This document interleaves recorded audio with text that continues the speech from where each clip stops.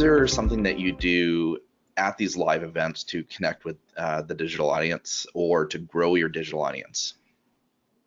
So we, when we have events, we make sure that we put highlights of those events online for people to enjoy afterwards. We make good use of live streaming. So we had a major event called Alien Day last year. We're going to do the same this year. It's in April, and we live streamed a Q&A with the cast on our various channels across the company, not just the film channel, but also on some of our TV channels.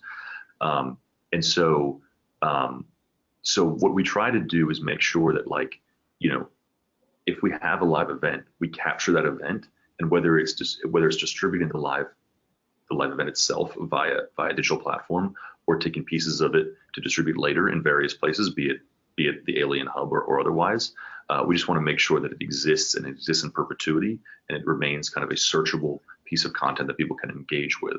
I think that's one of the beauties of YouTube versus linear TV, is that it can live on in perpetuity.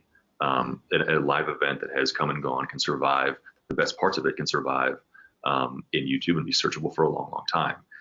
And the viewership on those videos can be sort of leveraged or repurposed for other things, depending on what your priority is.